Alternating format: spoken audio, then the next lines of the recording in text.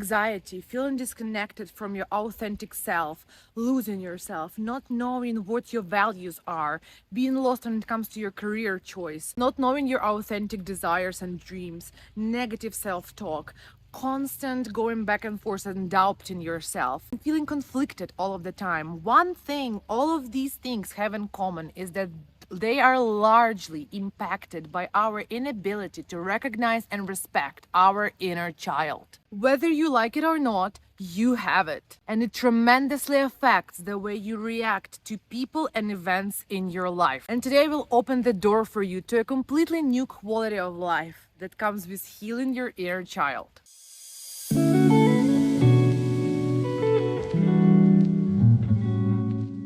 If you're new here, hi, my name is Diana and I'm a spiritual guide and a plant alchemist. I'm also the founder and creator of Bloom and Witch amulets, which I make with high vibrational healing plants and flowers. I help people make quantum leaps on their self-healing journeys. On this channel, I share information about self-healing that you will not find on the web for free. Welcome. So imagine this, you're an artist or a business owner and you post your work online. You check back to see how it's doing in a few hours and you see this negative comment.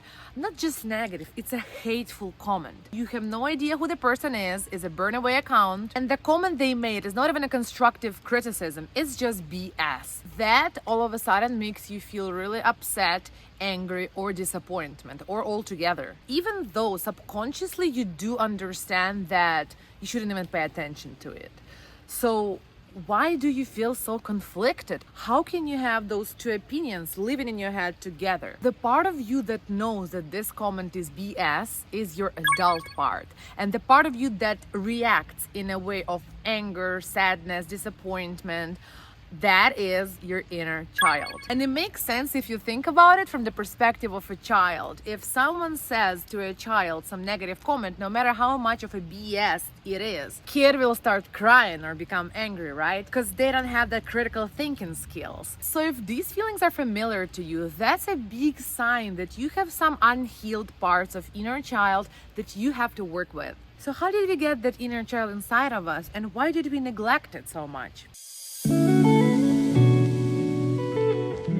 Essentially, inner child is a child version of you that was cemented and created in your childhood as a reaction to traumatic events. That version of us holds traumas and beliefs that were installed to us or that we experienced when we were kids. It is often that irrational part of ourselves that we do not look at, do not pay attention to, and thus never really get to transform and heal it. But as soon as you turn your attention to it, you start noticing patterns. Let's try to dissect the example that I gave you above from the perspective of inner child. What could that reaction tell us about the person who reacted in a way? Essentially, that person does not have good, healthy relationships with their inner child, because the importance that the words of a random person holds for in their head is higher than their own opinion of themselves, because the adult version of themselves know that the comment is BS, but they still feel offended or upset about it. It just goes to show us that this logical adult version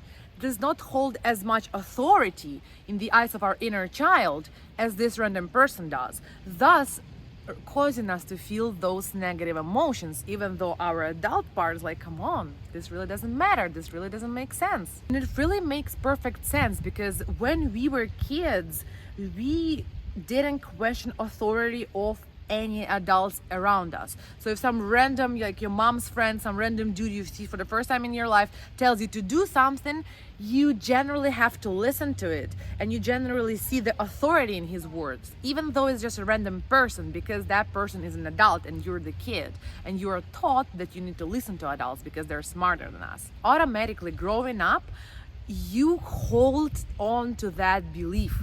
And any other adult who says anything, their opinion would automatically matter to you, because again, your inner child sees the authority in those people. Now, how would the person with healed inner child react to this exact situation? They have healthy relationship with their inner child, which means that they recognize its existence and respect it. The child does the same in return.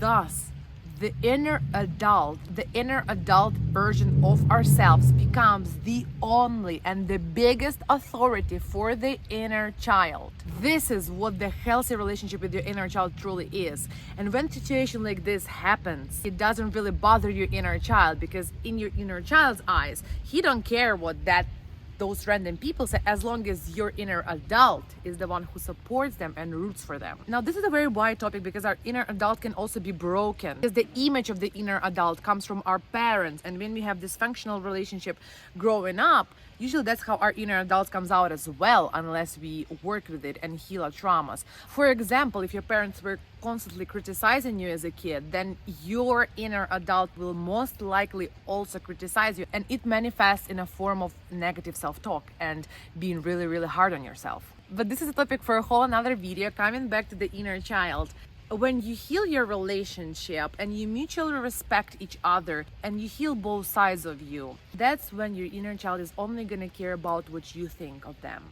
And that's when you truly become free, because now you can be authentic, you can be yourself, you can be creative as kids are. Express yourself freely as kids do, without the fear of being criticized by anyone else or being misunderstood, because ultimately the only authority that you hold is you, your own inner adult. And coming back to this example I mentioned earlier, if you're just starting out your healing journey, it is okay for those negative emotions of a child to still arise, because it takes time to build trust between your inner adult and inner child. So initially you may still feel like upset or angry when you encounter such comments. It really takes a lot of mental dialogue between your inner adult and inner child, kind of like you would explain it to your actual child, explaining why that opinion of the present person shouldn't matter. So a lot of inner dialogue, a lot of self-awareness, but it's absolutely worth it. And finally, I want to talk about how did we really let it happen? How did we neglect our inner kids so much? And why did it happen to most of us, probably like 99% of us? First and foremost is the education system, which makes us fit into certain boxes and doesn't let us be creative and think outside the box, which created this idea that we are to be molded somehow into the adult versions of ourselves. This created such a gap between being a kid and being an adult, and it made us believe that becoming an adult somehow like changes us completely, makes us different people. And usually we are so scared to be seen as immature or not adult enough that we start to reject the kid part of ourselves, which is the mischievous, funny, crazy, loud part of us. We start to suppress it because we think that, oh, if I behave like that, they will not perceive me as an adult. And the result of that is we forget about our inner child. We forget it exists.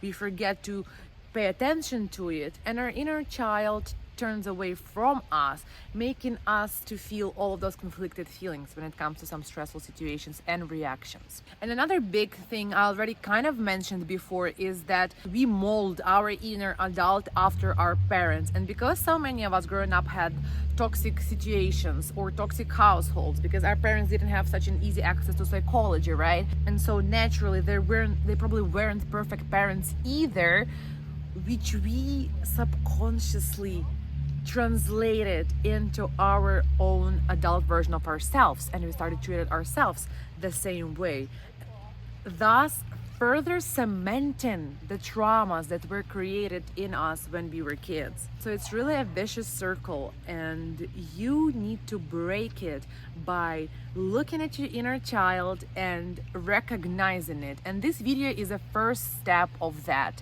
If you want a video with tips and guide on exactly how to heal your inner child, comment "I need part 2" in the comments down below. If I see at least few people interested, then I will make the video. But something you can already take away and do in order to start bonding with your inner child is just ask yourself, do I recognize my inner child?